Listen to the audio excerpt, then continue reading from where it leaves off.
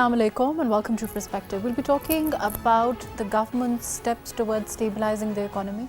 We saw the press conference by former Prime Minister, head of PML-N Nawaz Sharif Saab and Chief Minister Punjab as they spoke about the historic reduction cuts as far as the power tariff is concerned, about 14 rupees per unit and targeted to minimize the burden on the lower strata of society. We'll be talking about that. We'll be talking about other initiatives that the federal government also intends to follow suit as far as electricity tariff reduction is concerned and towards rebuilding economy that the PML-N has said that their focus is going to be since the government came into being.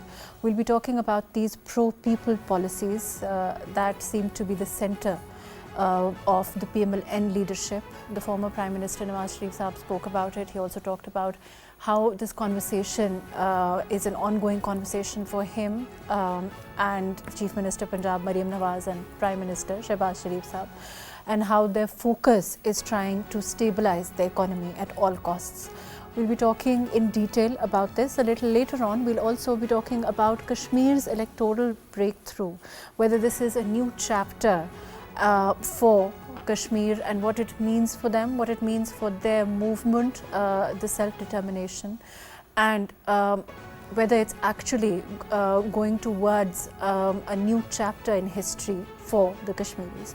All of that today on Perspective. I have with me in studio Wajih Abbasi. Thank you for being with us. He's a political analyst.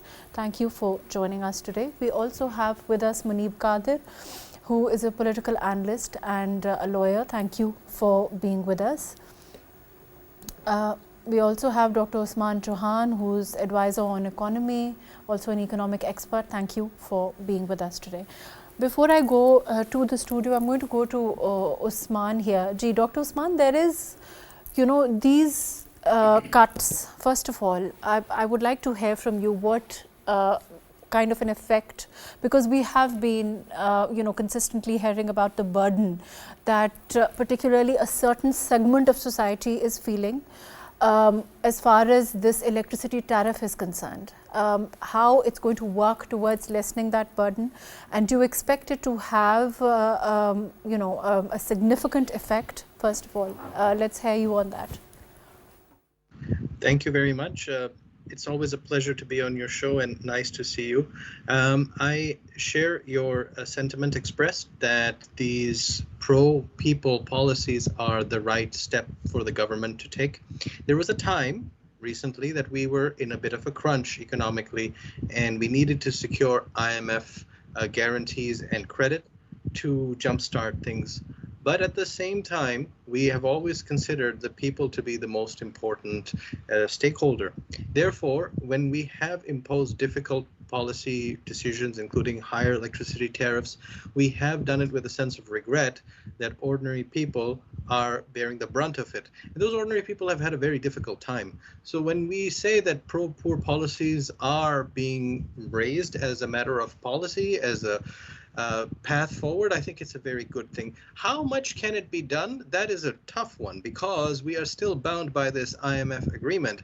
And that does expect us to rationalize tariffs and electricity structure of the entire electricity system, the entire energy system, in a way that is still punitive towards ordinary people. So what I see is that the government will strike a careful balance, that it will not transgress what it has promised the IMF, but it will start to ease in places that are possible. And at the same time, I believe that the people of Pakistan in all social classes are now making their own decisions about renewable energy and battery storage and solar that will actually ease their own burden. So I think the people have a responsibility to assist the government in this. Otherwise, we cannot do it without everybody being on the same page.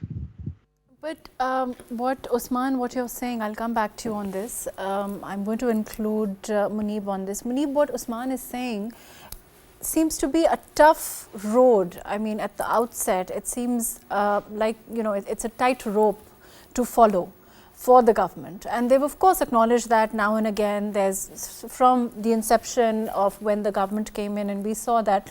I keep going back to that because we saw, in his foresight, the former Prime Minister and head of PML-N, Nawaz Sharif Saab, come out and say that it was the mandate was not what was ideal in the circumstances.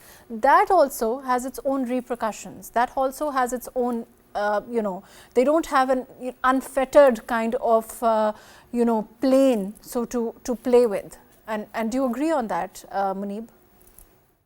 I think that politically there has been a lot of instability, and of course, because of a populist political party, which had been overthrown in April 2022, which created a lot of instability in that regard. And then the elections and the security threat surrounding the elections, and even now with the Operation Istikam, it's taking place because there is a security threat at a constant one. So all these, I think, factors have played into the economic woes that the country is faced with.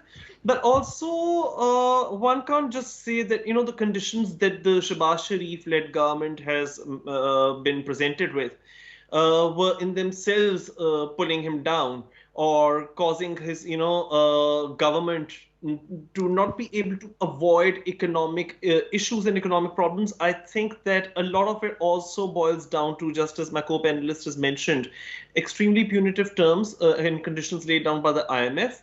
And then I'm also seeing that the government on its own, even though, we've been seeing attempts, for instance, you've just referred to Mr. Nawaz Sharif and Maryam Nawaz Sharif's announcement that customers who would be using up to 500 units will get a subsidy of 14 rupees per unit in the 2 months of August and September.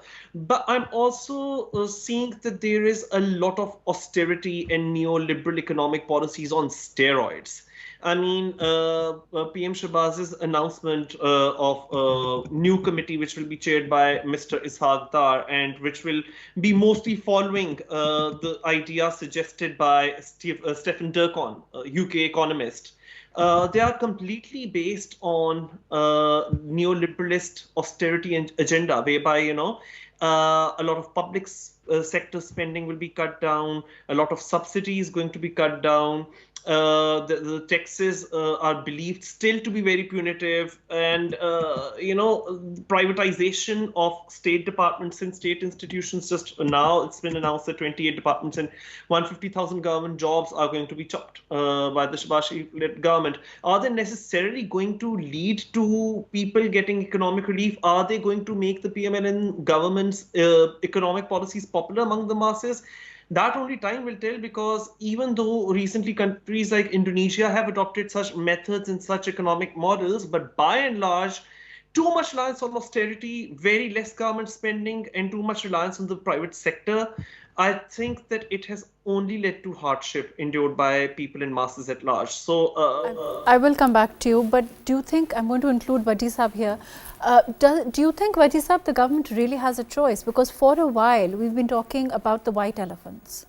It's not today, it's been done for many years, and the last government couldn't deal with it, couldn't really plug those white elephants. Successive governments have not been able to. Do we really have a choice but to move towards this kind of a model of more austerity, and the kind of the model that Muneeb is talking about and Usman is talking about?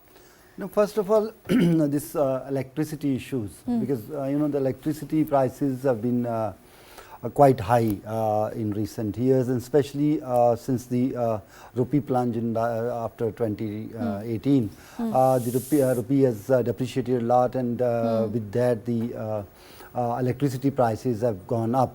So that was a very popular view and a popular sentiments that the price of electricity should be cut. So the Punjab government, as well as the Prime Minister initially announced subsidy for, the deferment of the increase in power prices for 3 months. And that was a benefit to all over the country. Then the Punjab government has announced this 14 rupees subsidy for the people consuming less than 500 units.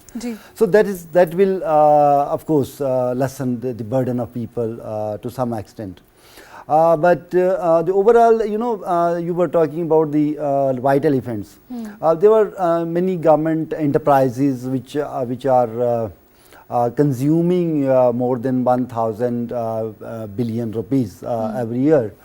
So those like PIA and railways and that sort of things, and they have to be rationalized. But and there were the talks of their privatization, but it's very difficult as we see that it has been proving quite difficult to privatize them, and what to do with them and how to replace them. But we are seeing the government go ahead with them, this government. It seems they're quite serious on PIA. They're probably trying to which is a huge step. Privatize PIA.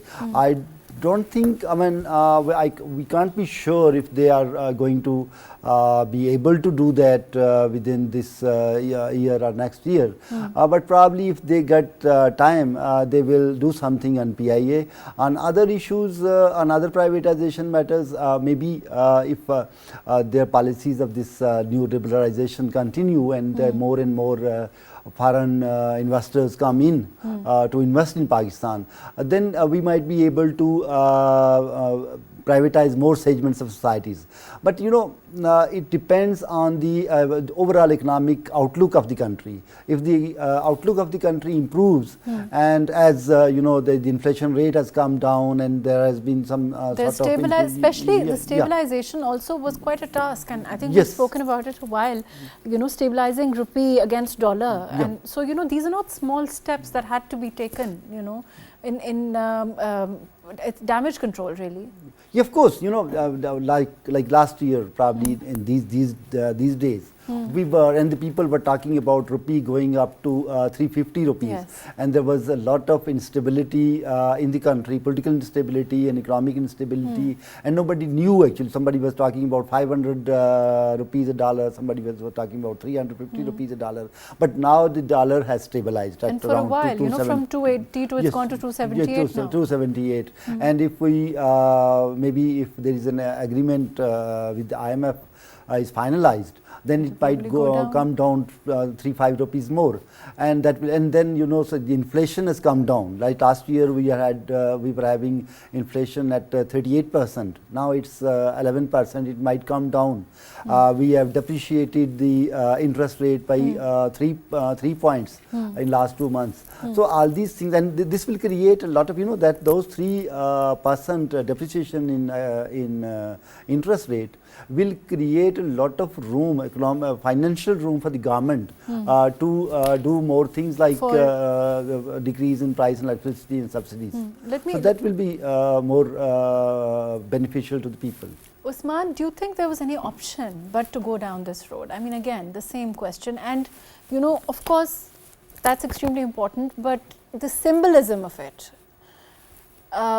is to some extent one has to contend is also important.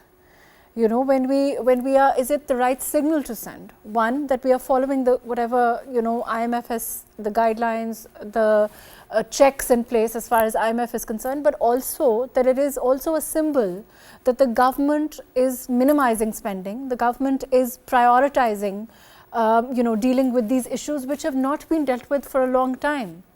Do you agree with Wajih Saab that it might be difficult to actually, as far, it is certainly on the agenda, it seems that, a lot of steps have been taken towards privatizing, PIA, for example. So what is your thought on that? Yes, I think you're making a very good point that there are steps being taken in the right direction. This is incontestable. PIA is the flagship in that regard because it has the maximum political will to reduce it and bring it off the government's balance sheet and into private hands.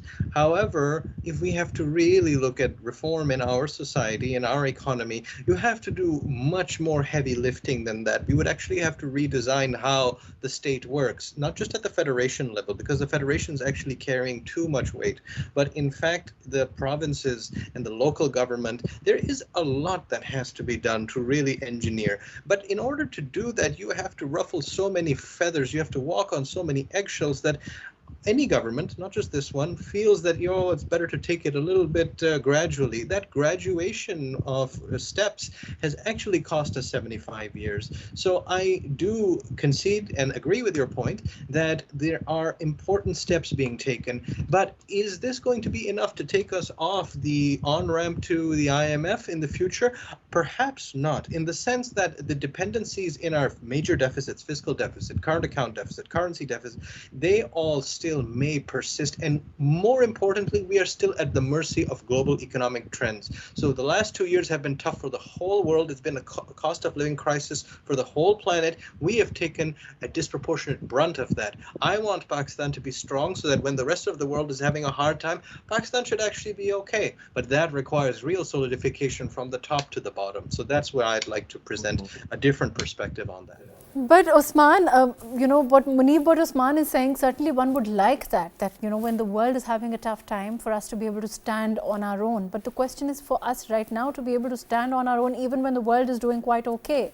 I mean, that's where we are, right? So realistically speaking, there is this, don't you think that what the government is doing, PML-N led initiatives, are extremely bold in the current climate, considering, like Usman said, that they have a voter base, they have the political cost of anything that they do is going to manifest itself, because as it does for any political party. And they are dealing with their voter base in Punjab, they are dealing with their voter base all over Pakistan, they are also dealing with a province that is governed by another party. So how do you look at those things, Muneeb?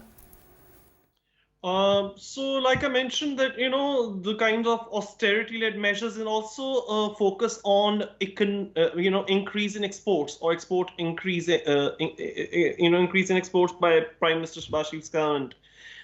These measures, combined in a good way, in a way that, you minimize the damage and you maximize the potential benefits.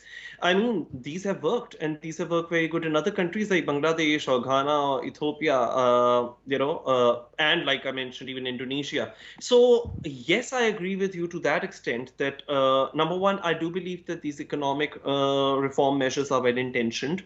If done correctly with just the right balance, I think that these could even help Pakistani economy, go on to a path of recovery. But that exactly is a goal which has remained elusive to government after government. Will the PML-N succeed because they focus on not increasing import tariffs, but actually giving more incentives and giving much more infrastructural facilities to our exporters, ensuring that a free market economy is maintained, setting targets, for example, reducing inflation to an affordable range of 4 to 6%, etc., etc. I think these are very good aims, but I just hope that they don't end up throwing those who are the most economically marginalized under the bus. If there is to be hardship endured by those already living below poverty line, that should be kept at a minimum and for very short term. So that in the larger term, people who are economically marginalized, they see an uplift. Only time will tell. This is not something that can be very easily predicted, because as you're speaking, even with these, short-term announcements, such as the one made by, Chief Minister Maryam Nawaz Sharif, that they are going to go easy on consumers of electricity in Punjab, I can still see on the ground people are still complaining about not being able to make ends meet. So there is so much more that needs to be done, and I don't think that the situation on the ground has changed much with these announcements. Of course, I understand that there is not a magic wand that the government has, so that's why I'm saying that only time will tell us the best. Right, fair enough. Wajih Abbasi Sahab, there is also, I think it's extremely important, and I think that Muneeb didn't mention the symbolism as far as, for any political party to undertake austerity measures is also, of course, important by what it actually yields, but it's also important for setting the right tone. It's also important for sending the right kind of symbol, within their ranks also, within the ranks of governance, within the rank of, for example, doing away with extra burden on the exchequer, whether it's in the form of, human capital, or whether it's in the form of, any initiatives that have recently been taken. So it is going to set the right tone for the future if they continue down this road. Remember in 1986 or 87 probably, the Prime Minister Junejo had said everybody will go in Suzukis. and that created a lot of appreciation among the people. We are going through very difficult time economically. Everybody is feeling the crunch. So at that time, when people see that the government officials and whether they are in political side or from bureaucratic side or the military side, they are having large, they are enjoying luxurious facilities. And they are having big cars and that sort of things. And they feel that, we pay taxes and we are being given extra burden because economy is not in good shape. But these people are enjoying these luxuries at the cost of our taxes. So any cut in those luxurious ways of lives will definitely create a lot of goodwill among the people. Secondly, but only if it actually is going to lead to some benefit long term, because we also saw the former Prime Minister, one of the former Prime Ministers actually, talk about selling cars or selling old cattle, which was in the farmhouse, which was in the Prime Minister house, which didn't really yield any benefits for the people or long term. That actually had created extra burden because those cars you need for the and then renting out cars when officials come. So it has to be a very thought out kind of. Yes, that type of thing, which actually decreases the burden on the exchequer. And secondly, what I was talking about was in 2010 when there was 18th Amendment, a large number of ministries at the federal level were devolved to the provinces. Right. But in actual practice, those ministries are working at the federal level even today with different names. Okay. With the names have been changed, like climate change ministry, the environment ministry is climate change, education ministry something else, so agriculture. So these ministries, they were provincial subjects, and we decided that these were provincial subjects, and these should go to the provinces. At the federal level, at the same time, the MCF award was announced. And the share of the federal government was cut from the NFC, and which was given to the provinces, so that the provinces will run those subjects. Right. Now, when you are running those subjects at the federal level, you are putting double burden on the people. The money has gone to the provinces. Provinces are running those ministries. At the same time, these ministries are being run at the federal level also. So there's a lot of overlap. Yes, this is overlap. These have to be cut. Then there are the old the many institutions which are now obsolete. So the question is, the ghost institutions, or double kind of, like you said, institutions that are doubling, so to speak. That kind of spending has to be done away with. Yes. Because we can't afford it, and the government. But the question, and that is something that the government acknowledges, that they want to move forward in that direction, and that they have the data where they can do away with them. I think this is for the first time that we are seeing somebody acknowledging it. Previously, people were not actually in the government were not actually acknowledging that the federal government is oversized. That is for the first time it is being acknowledged, and you hope that this acknowledgement will lead to some reduction in at the federal level also. You're saying that they have identified it, yes, and they're acknowledging it, that they want to move forward. Yeah. And whether it actually, if it does move forward, then it will lead to concrete results. Yes. In the long term. Thank you so much for being with us. Thank you for joining us, Wajih Abbasi Saab. Thank you for being with us. Dr. Usman Chohan, thank you for joining us for this segment. Muneeb Qadir, thank you so much for making the time for this very important part of and discussing the economy and economic policies with us. We'll be taking a short break, after which we'll come back to talk about Kashmir's electoral breakthrough and what it means for its people and what it means for the struggle of the Kashmiris. Please stay with us.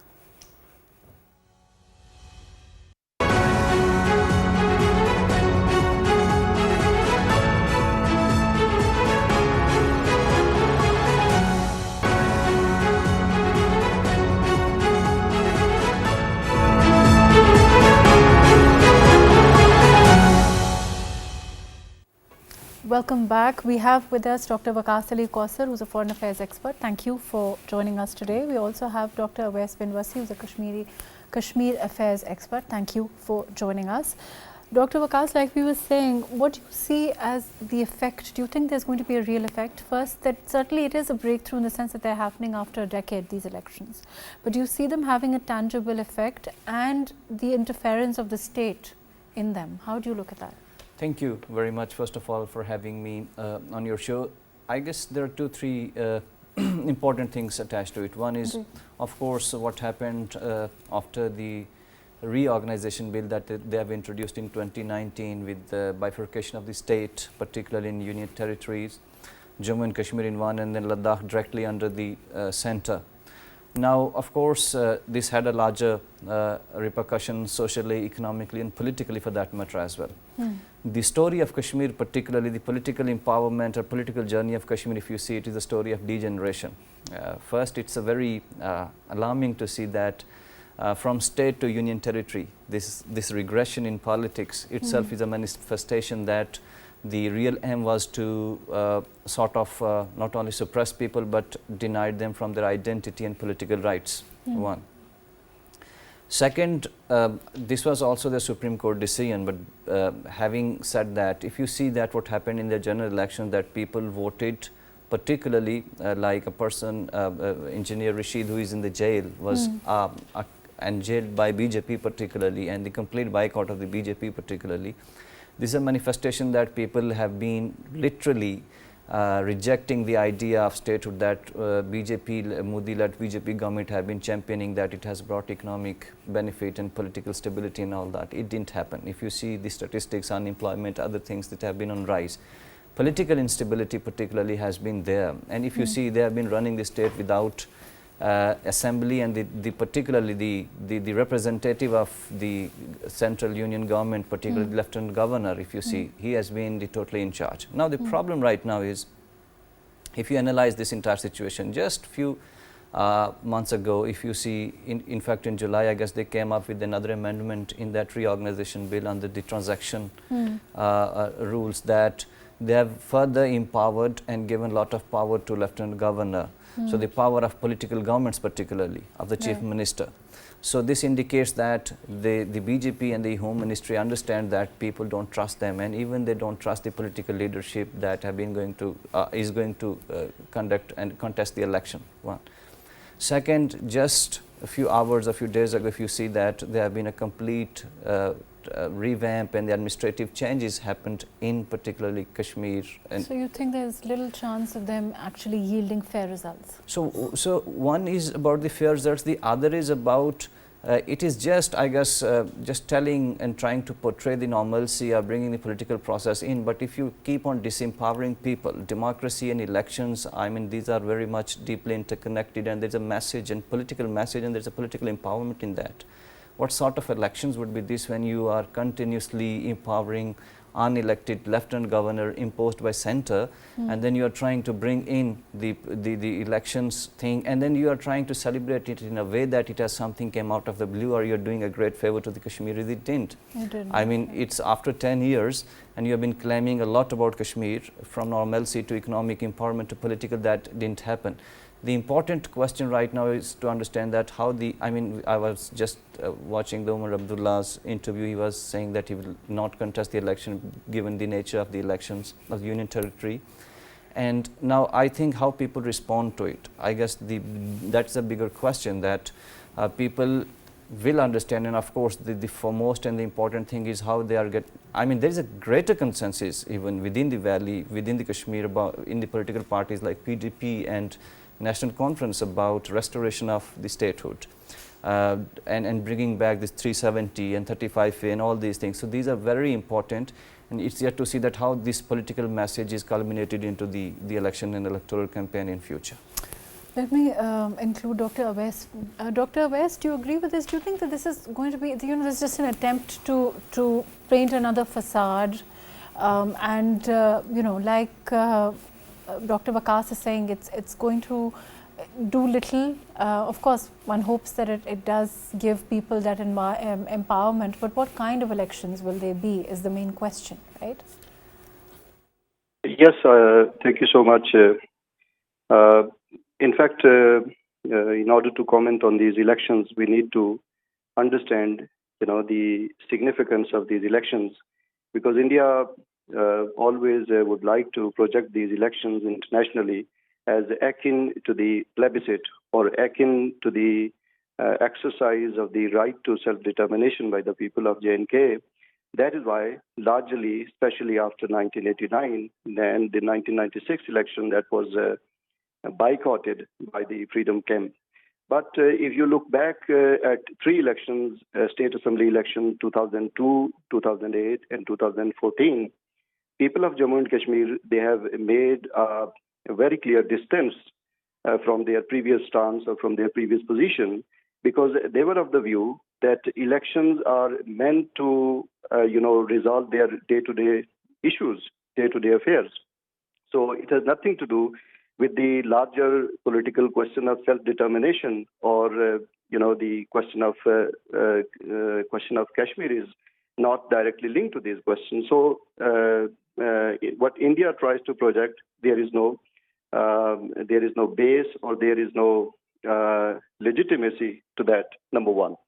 And if you see the patterns of polls, the patterns in these polls in terms of the percentage, in 2008, there was 60% turnout. And same goes in 2008, and in 2004, there was a massive percentage. But in all these, after all these elections, you must have seen massive uprising by people on the ground. For example, in 2008, 60% was the turnout, but immediately after Amarnath Yatra, there was a massive intifada broke out in Kashmir that continued till 2016 and culminated in the martyrdom of Burhan Wani.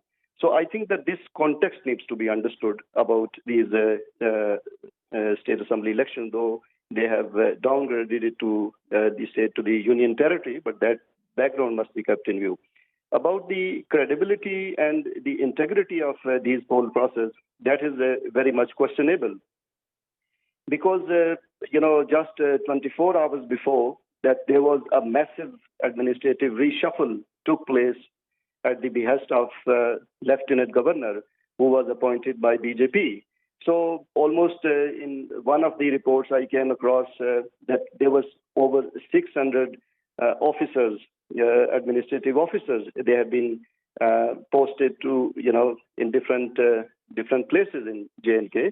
So this massive reshuffle and this posting raises very serious questions about the credibility and integrity of these elections.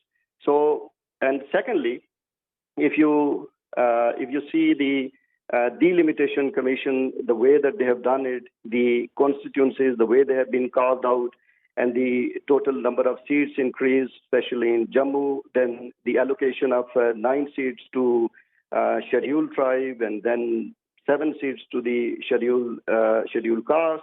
If you see all these mechanisms, so I think that there is a method in this madness, and India wants to, give legitimacy whatever it has done by introducing this Reorganization Act in 2019, 5th of August. So I think these are the things that we need to look at. And even after these elections, even people, participate. There are prospects that they will do that. And in the Lok Sabha elections, we have also witnessed that pattern. But that percentage does not mean that people have reposed trust on Indian administration or people have trust on Modi's policy. They have different implications. And that implication, which I have already explained, that these are just for the local issues. It has, nothing to do with the larger political question of Kashmir dispute. Let me go to Dr. Waqas. Dr. Waqas, there is, you heard what Dr. Awais is saying. I think he's agreeing with the overall assessment, your overall assessment. But in terms of what it means for the world, do you think India is going to be successful in trying to tell the story of an empowered Kashmir after these elections? Are they going to be able to paint the facade that they want to paint? And they have been, targeting that for a while. They've been following that line. I mean, if you see the BJP's overall tendency towards Kashmir, of course, they're trying to, I mean, initially, I mean, these efforts, what they have been doing from last 5-6 years, if you see that there have been a consistent pattern of trying to portray and project to the world that how they have brought in the certain changes they were thinking and bringing in the economic and other perspective, and then hosting the world summits, trying to host that, portraying the normalcy. But I guess the very disputed nature and the people's sentiment and then of course the aspirations towards their future and particularly freedom. I guess this is something that has been continuously coming up through various reports, and if I mean in the presence of such a large military infrastructure, particularly if you see in Kashmir, that has not been reduced. If you see overall civil society's repression, what has been happening, the people are in jail, still in a huge number of political leaders and civil society activists are under different fake and fictitious trials. And then you have a very stringent control on media. Literally, you have sort of gagged the media and brought in the state media talking very much in a very encouraging way about the Modi and BJPs particularly. And then if you see the overall communal divide and all these things, these are not the indicators, I guess, where you can tell the world that this is a healthy democracy and the elections are going to be held in a very in a peaceful and productive way. On the other side, the very importance of for the Kashmiris for this election is that how do they react and respond. I guess after some time you would see that this election would become between Kashmiris and the BJP particularly, because that's how they try to manipulate from the beginning, as we spoke about changing and bringing the changes in administration and posting and transfer of many people. And from very onset, the people have not only casted doubts on that, but also raised serious allegations and questions that, look, this is a deliberate attempt now to sort of to impact the election. The question is, why is it happening? I guess from the past 3-4 years, what BJP has learned from Kashmir, that Kashmiris has totally rejected the idea of this reorganization bill particularly. And second, their idea was to control Kashmir, Srinagar and the valley from the Delhi through Lieutenant Governor, which was of course unelected person, and again there was no engagement in past. And if you see that the leadership, the pro-freedom leadership, even the leadership like National Conference and PDP, they have been treating them in a way that sort of outliers in a society. They are alienating them. There is not a political process. There has never been a dialogue during this year. And they have tried to do one thing, that they tried to replace the major political leadership, whatever there was, and trying to defame the political leaderships, the identity, even the religious figures. Try to create that gap that could be filled by someone, the leaders from the BJP, but it didn't happen. So the lesson for the BJP, what is unfolding is that they don't trust the local people, one, and the people of course have simply rejected their previous idea. And I guess the time will tell that how do they come up with their own idea of bringing back the identity. What if this election becomes, the broader slogan becomes the restoration of the statehood, bringing back 370 and other empowerment thing. This would be a huge challenge to the BJP, and I don't think so this would be easy for them to portray to the world that it's not, it's anything else. Yeah. Thank you so much for joining us. Unfortunately, we're out of time. Thank you for being with us, Dr. Waqas Ali Kausar. Thank you for joining us, Dr. Awais Bin Was. Thank you for being with us. Of course, the attempts to camouflage the reality of Kashmir, of course, have been unsuccessful largely, and yet India continues relentlessly, whether it's in the form of elections, whether it's in the form of summits, whether it's in the form of painting glorified images of what's happening in Kashmir. But reality, of course, has permeated, and reality continues to permeate in the form of the torture, the abrogation of Articles 270 and 35A, and will continue to do so. Of course, Pakistan will continue to raise the voice for Kashmiris as it always has. Thank you so much for joining us today on Buzz.